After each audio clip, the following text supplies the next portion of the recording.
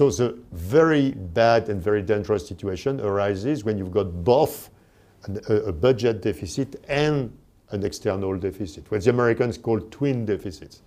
And this has been the situation in the US for a long period of time. And this is the situation you see today in Europe in the most affected countries in the crisis, namely Greece, Spain. It was the case in Ireland, it's not anymore because now Ireland is running a current account surplus. Portugal and France, by the way.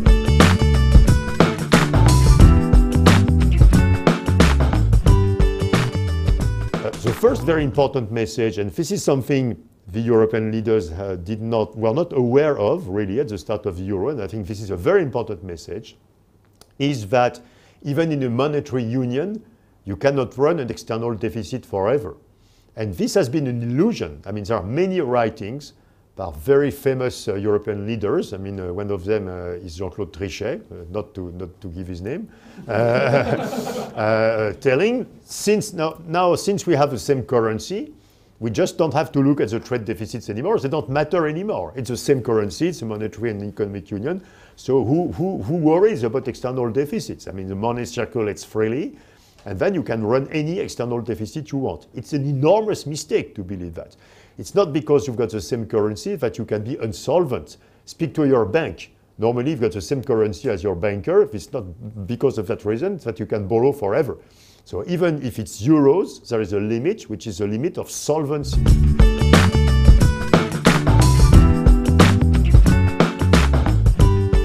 The responsible for the crisis, it's all these European leaders and the ECB who made it possible that this happened. During the start of the euro, that for years and years and years, these countries have been borrowing from abroad like mad, and no one reacted.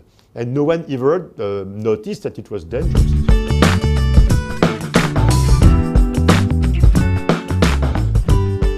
The constraint in reality is not a constraint to balance the budgets.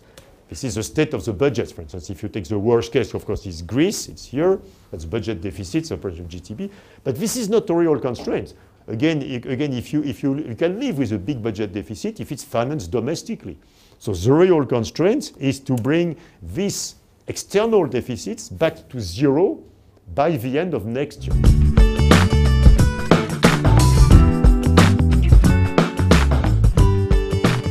Part two of the drama, the worst cases are countries where manufacturing has become very, very, very small.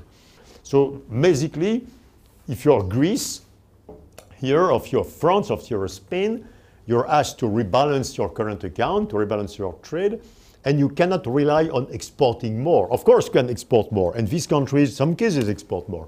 This is the level of exports in real terms. The line here is Spain, so you see that Spain starts importing really more. Portugal imports more. Greece exports are collapsing because everything is collapsing, so exports as well. But look at Spain. But even though your exports would be improving quite fast, it's too small.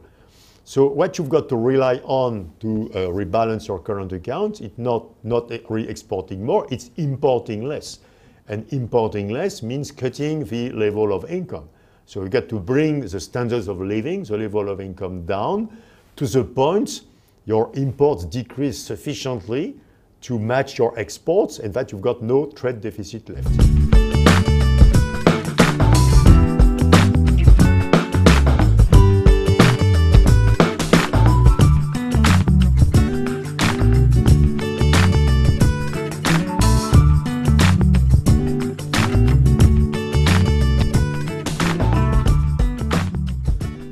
No easy solutions. Having some countries going out of the euro and devaluing. It absolutely doesn't work. If you devalue the drachma, the Greeks are even worse off. Their imports are so much bigger than their exports that the only thing that would happen is that they would pay more for their imports. So when you got 50 billion of imports and 18 billion of exports, the day you devalue by 50%, you're still exporting 18 billion, but you're importing 75 billion. So leaving the euro or devaluing doesn't work.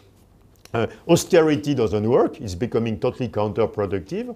So what's left is the only thing which is not acceptable by the north of Europe, which is federalism, which is to tell to these countries, you've got the right to keep an external deficit because this will be offset by federal income transfers, exactly the way any country normally works. But this is not at all, of course, the institutions we have. So the very, very sad first conclusion is that nothing works.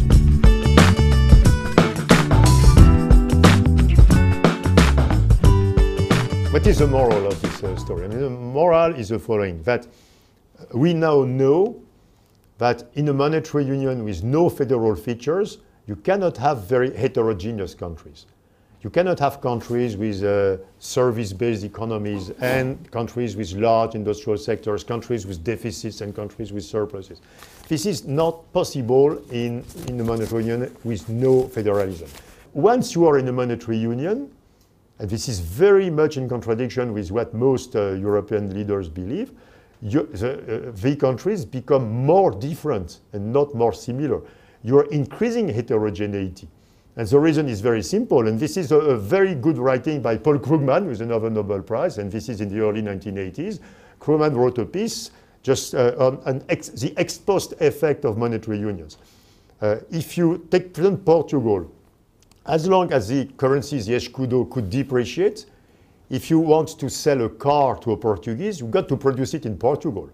Because if you produce it in Germany, you take the risk that the escudo depreciates, and then you cannot sell the car, it's too expensive. The day the Portuguese are in the euros, you can build the car in Germany. There is no currency risk anymore. So the fact that currency risk disappears makes it that the countries specialize.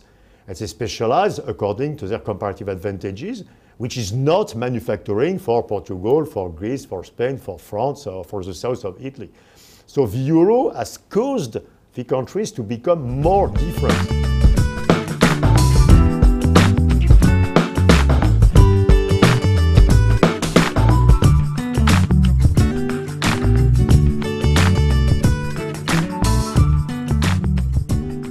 I wanted to avoid this question, but what is the debate today? I mean, the policy debate is that basically you've got two, I would say, strong views. A number of my colleagues believe that this is mostly a problem with financing, but basically it's very hard to finance new businesses or dynamic SMEs or in France, but you've got to do something for the financing of the economy. This is why, I mean, Hollande wants to create a public bank to finance small, medium-sized companies or to give more money to the existing public banks.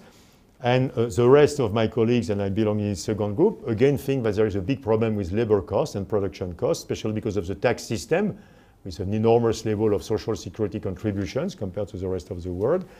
And that is very complicated to produce again what France produces with the level of wages of Germany.